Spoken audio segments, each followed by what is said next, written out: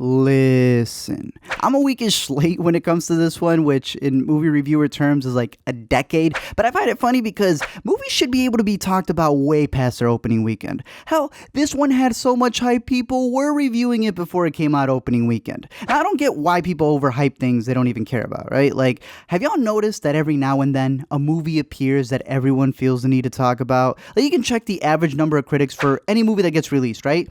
And then there will be that one that makes you question where the hell all these other critics came from. But I see channels still talking about The Last Jedi as if that was the only movie that had a theatrical release the past 2 years. This is one of those event movies where people who don't even like it talk about it more than those who do. Bruh, it's a setup movie. I just came here to see the lady who's supposed to beat up Purple Barney. How film Twitter goes from bashing Hollywood for being a money machine and then acts like Captain Marvel is RBG and spandex, I don't know. So in the midst of the people scared that males may never be the lead in a movie ever again, and those who think that a superhero will somehow help women respect the ladies who do their nails, I'm just over here full of melancholy because I know this means Captain Marvel is replacing Captain America.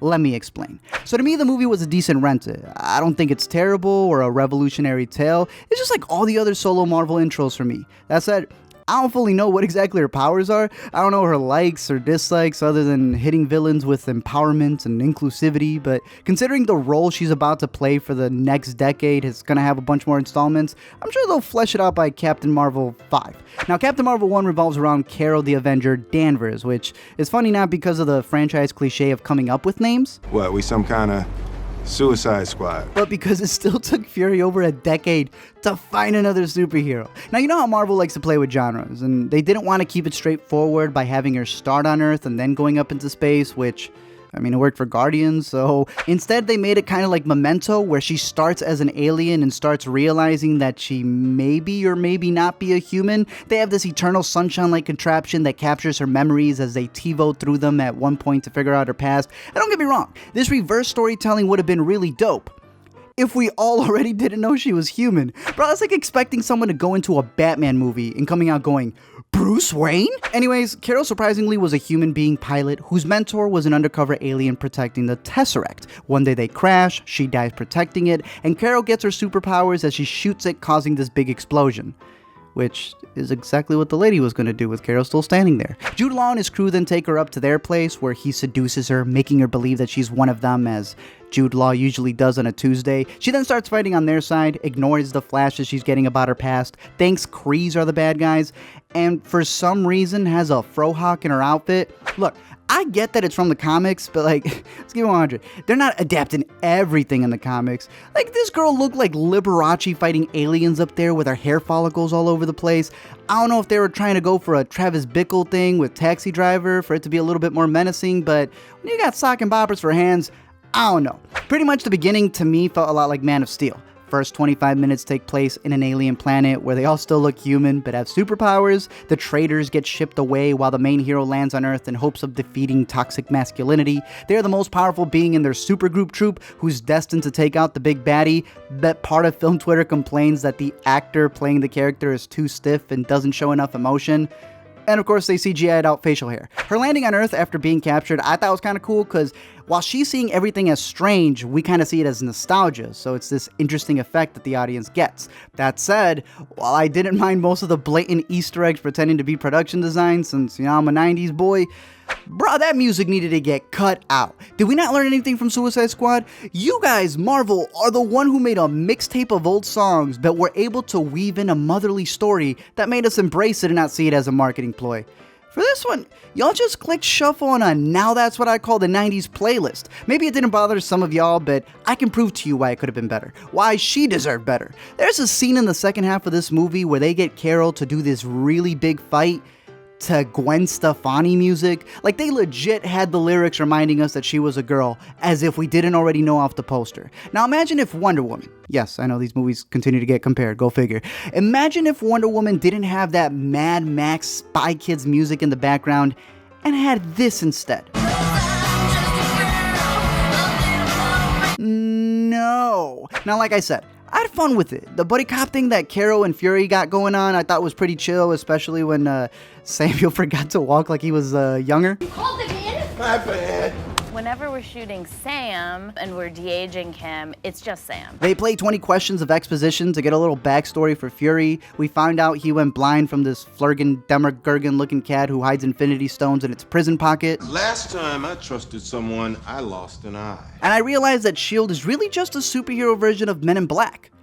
Except they're trash. Throughout my 10 years of covering the Marvel Cinematic Universe, I've never seen an organization get bamboozled as much as S.H.I.E.L.D. does. They have Krees infiltrating an organization that Hydra already infiltrated, that I'm pretty sure S.H.I.E.L.D. infiltrated themselves at one point. It's a complete mess. They're like the Illuminati of this world in the way that they're the most secret organization that everyone knows about. Now, in terms of the bad guys, I thought this was a pretty cool twist. Marvel had me discriminating against these aliens because I was confusing them with the whatever's from Avengers. Ends up being a tragic refugee story that the Krees were going through, where this man needs a place for his family. I started feeling a way about it. I went home and threw away Space Invaders and any other problematic piece of space media that's causing this stigma. And also, Ben Mendelsohn was great. I love how he played two parts, one as a good guy agent and the other as an alien named Talos who looks like good guy agent but with makeup. And I'm not even sure if his character was consistent. Like, in the beginning of the movie, he's violating people's spaces, he's acting like a supervillain, and then halfway through they're just like, yeah, forget that, pretend to be a mobster's son in a tracksuit and drink from the same cup from Pulp Fiction. I don't think it makes any sense, but I mess with it since Ben had the audacity to compliment himself in the movie. Now, the rest of the movie's pretty standard. She realizes she's human alongside us as she lays the law down on Jude, frees the Krees, and leaves Fury a beeper to contact her for whenever Thanos arrives, which I would have used to open up this Nutella box. Here's the thing, I really like Brie Larson as an actress. There were parts of this movie that were shot like an indie drama in the country that started reminding me of a role in Short Term 12 and the emotion she can convey in her performances. But doing the whole mystery aspect, I felt took away from her relationships that she had back home, because there's a scene with her friend who kills it in the diner. But then I remembered that all they had in the flashbacks were one-liners. We didn't really get to see their friendship. I don't even think the daughter was in the flashbacks, but supposedly they have history. So while I think Captain Marvel could be a great character, man, I feel like Marvel did her dirty. Like, think of it. Carol's supposed to be so powerful that she can take out Thanos and his Jared jewelry collection. But Thanos has been getting hinted at for about a decade. You know, they've been hyping him up. He's been able to deliver that. Y'all released Captain Marvel about a month before Endgame comes out. Like, imagine overhyping a friend that much, and now they have to live up to this ridiculous standard you left for them. That's bogus. Feige pretty much confirmed that Captain Marvel was going to become the new Captain America as the Infinity Saga concludes, ushering in new heroes. Like, if the series began with Iron Man and now it ends with him, I guess that means that T'Challa will now be the big rich tech hero. If Steve finally leaves to give Peggy that dance, that means there's a new captain, one who has her own Bucky, one who also swapped her colors out to be the American flag, and one who also signed a very big contract as Chris was leaving his contract. See, I'm excited for the next saga Marvel has in store. I just hope they take their time building Carol like they did all the other characters we love. It's going to be like WWE stars for a new generation, you know? We're going to see decades from now kids who don't know Iron Man or the other original characters, but they know their current roster, and so they have to dig them back up like it's history, just like the kids who went back to watch Rocky when Creed came out. Like the Skywalker story will eventually have to be traced back as the franchise expands decades in the future.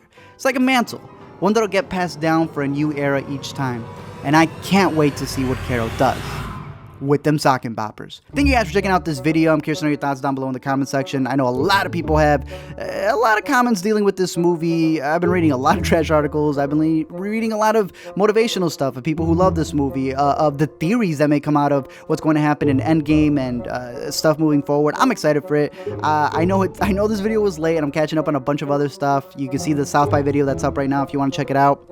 A bunch of videos coming out for a bunch of other things. I did actually want to talk about the Stan Lee cameo, which I thought was really cool, especially how it connected to Kevin Smith, especially with this clip right here. I put Stan Lee in a movie, and then 24 years later, he returned the favor.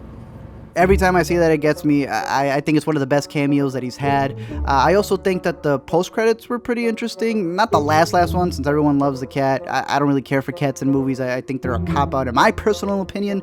But one of the other things that I did want to talk about was people realizing that I call him Digimon, Mr. Digimon, from Guardians of the Galaxy, Mr. Who Guy. He was in this movie, and so was Ronan. So it's kind of funny knowing that this movie takes place before we see them in Guardians of the Galaxy, where we thought they were like, oh, they super menacing here.